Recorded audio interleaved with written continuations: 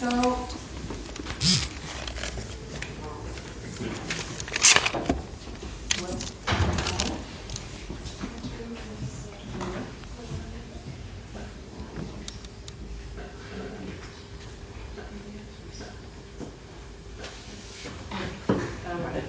right.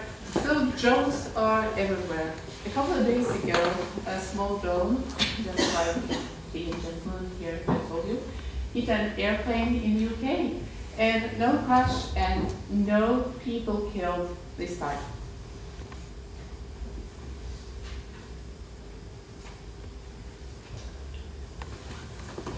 Could you do the full screen? I was thinking about my story.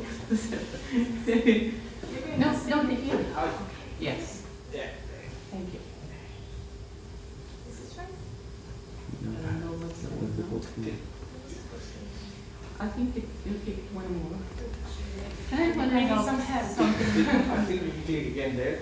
And Over here. Yeah. This was what we had. Okay, that's right. All right. So, but the drone pilot, he might risk years in prison. So in many ways, this story is typical for news media coverage of the civic use of drones. Stories in the news media often concern violation of aviation rules or new ways to use drones, or we as a public are enjoyed by crazy or funny video clips from countries far away.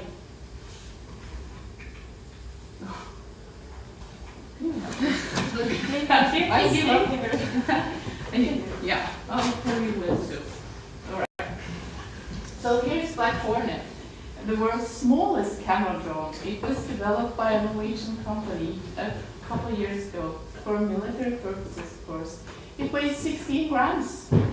It can fly 40 kilometers an hour, and even in rain and storm weather, it doesn't matter. And there has been many stories written about Black Hornet, and it is easy to see that it is useful in many respects. But I have not seen many critical questions about this drone as a civic surveillance vehicle. Just for, I want to show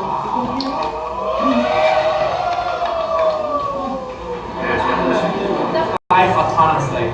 So that means that you don't need a pilot, you don't need a license. All you need to do is you are the passenger inside, and you can actually see, it's controlled by a computer inside. And at the same time, we have this command center behind, making sure that this AAV is always at the right time in the right place. This is a unique way of getting in. So there are 8 motors. The benefit of having so many motors that even, let's say a couple of motors doesn't work, this air vehicle still flies, still land safe. I mean, this is a completely new thing. People are definitely gonna get afraid at the very beginning. Just like 100 years ago, we first invented the airplane, right?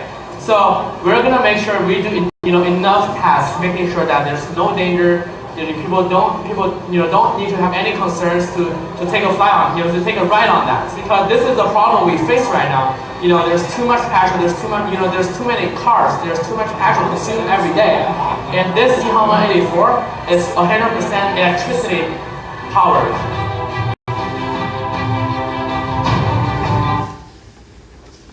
Okay, so it's not even a joke anymore that we can one day take drones and use them as a taxi when you want to go to work or go to the doctor.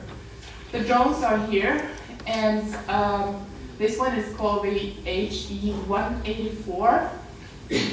It will be exciting to see where we are at with these kinds of really big drones in a few years.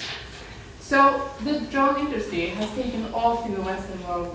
There are millions of these unmanned vehicles in the air.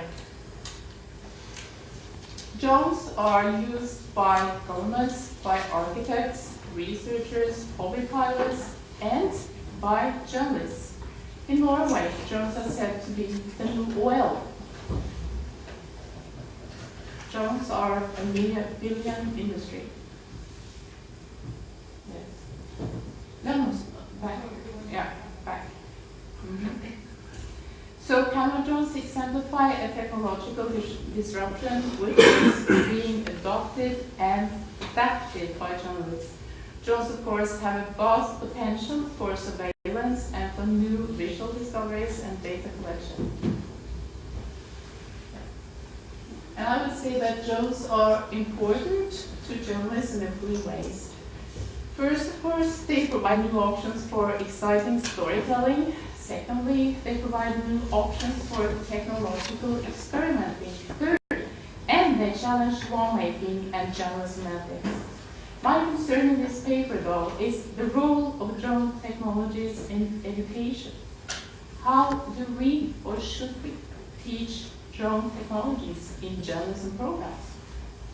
Time has come for us as researchers and journalists not only to observe and to experiment, but to start asking the critical questions.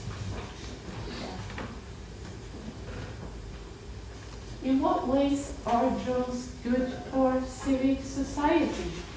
How can we prompt important debates on how to relate to drones? Drones have come to stay, and they are game changers, just like cars, computers, and cell phones. Here is a typical image of the killing machine #1. This is the Global Hawk. This is the world's biggest drone. It's owned by the NATO, and it can fly 35 hours in the air. But no, of course, the pilots are placed somewhere else in the world. And the distance from one wing to the other is 40 meters. Just have a look at this image. If you search online, you'll see that mostly you see this Global Hawk addressed against the blue sky. It looks white, even though I don't think it's quite white. It's golden gray. It looks quite nice, doesn't it? Quite friendly. Yeah. So these are the images that we as researchers, I pick from the internet. But journalists pick the same images. So the question is, who are in charge or in power of this imagery? And are there alternative images for what this machine can do?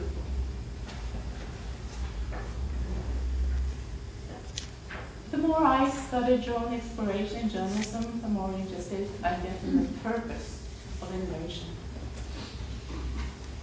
What does it mean to innovate for a purpose? And what purpose? For whom? By whom? Who should do the job?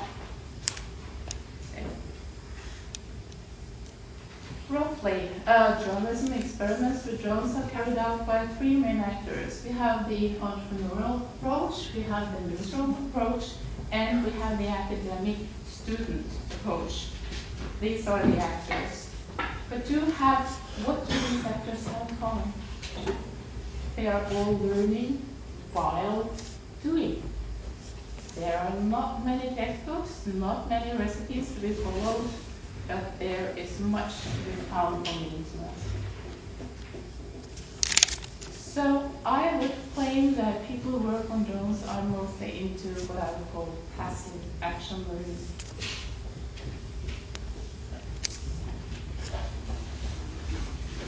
So what is action learning? The theory of this approach was developed in the 80s, and in short, action learning is an approach to solving real problems. In short, action learning is an approach for people who want to learn, of course, and in action learning, participants are invited to critically inquire and creatively contribute to find responsible solutions. Much time is devoted to reflect upon results. In the civic journalism industry, of course, learning by doing is simply a must. How could you know how much code a drone of this size could take if you don't test it out. I have previously worked on a project on journalism innovation and how that leads to better coverage of innovation journalism as a newsfeed. To learn how technology really works, one needs to experiment. Doing comes before reflection and before talking and before writing. So what is the role of journalism in this game? The question is rather how journalists, students, and researchers can get the most out of experimenting with the technology. So I propose that by taking the action learning perspective, there are three arenas for such learning that stand out. There's the higher education arena, where students and researchers have the opportunity to work from the inside out and from ground up. Then we have the startups, where there is lots of expertise being built nowadays. And we have the transdisciplinary networks, or the web societies that couple academia and the industries.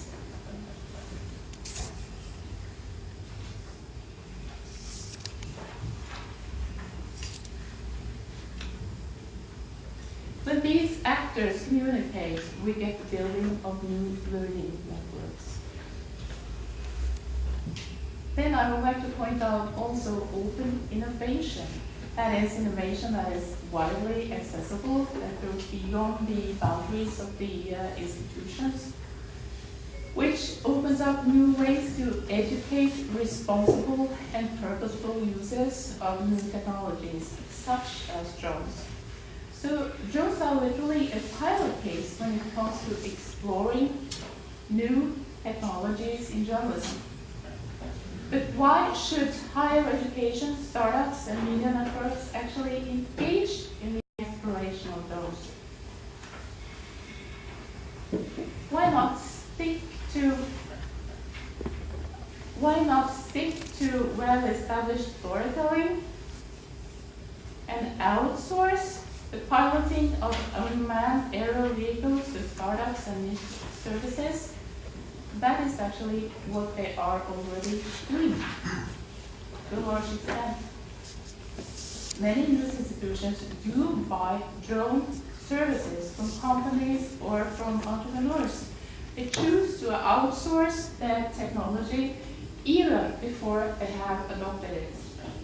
And that might come at a cost. I will end this presentation with a quick gaze to the Panama Papers.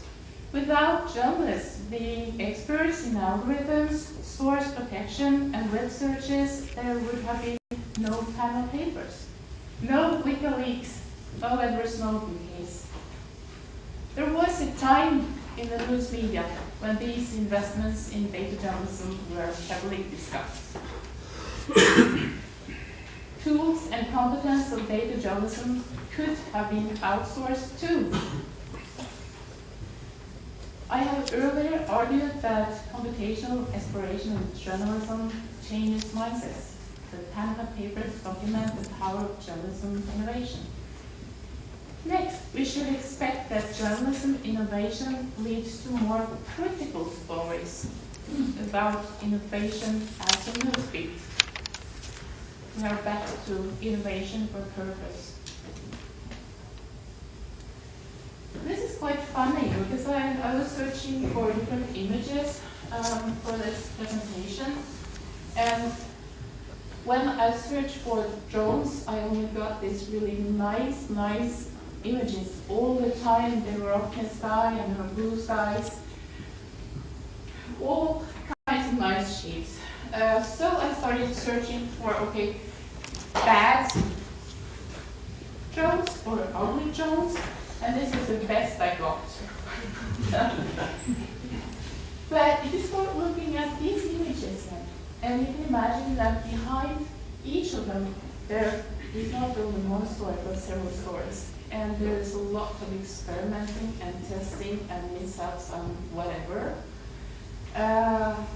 There is so much that needs to be told, and that will hopefully told by journalists in years to come. And I think think we have to wait for a while yet. So,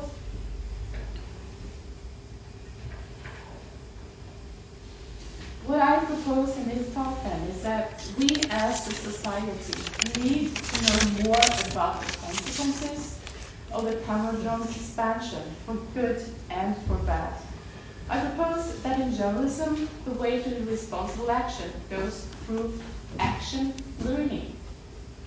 And finally, I propose that collaborative learning efforts are needed to keep up with the data action messes that Paul Bashor pointed out earlier today. Thank you.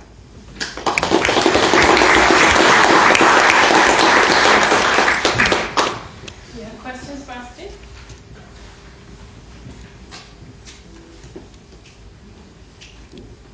Yes? There's one ethical point. If you're using this kind of drone images, videos, you have to know very much about the background about these videos. You just, if you want to show them, it's might be very dangerous to do it without certain knowledge about motives of those who produce them and location and time, everything. Because if this is a drawing, this can be that way. Right, that's a comment, right? Yep, I agree. I would like to know what sort of examples there are where the drones have been used for journalistic purposes.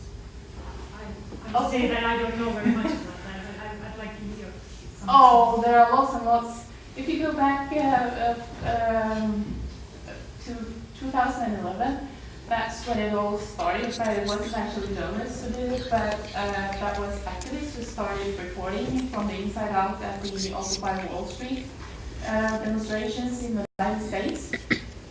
So they developed the first and very primitive drones, and they reported online all the time what they were doing, and they were also streaming so that people could see what happened inside of the camp. And suddenly you saw that the police came and tried to get the people away, and so you saw lots of things.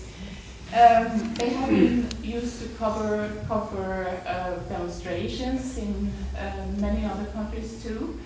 And journalists have covered like floods and nature catastrophes, all kinds of stuff.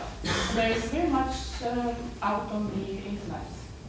Have there been any cases of some sort of ethical problems that may have led to court or that sort of stuff? We are just in the beginning phase of doing drone journalism, and there have been several issues in most countries, but the countries have chosen to deal with them in different ways. And so far, I would say, at least in Scandinavia, that the news media have been surprisingly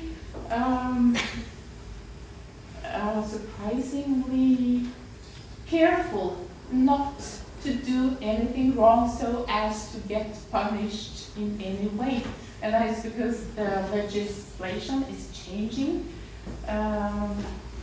and it's changing very often. So I think that the lawmakers, they are also struggling. We don't know where it's going to go and where it's going to end. Okay, thank you, Astrid. We are about 20 minutes behind schedule.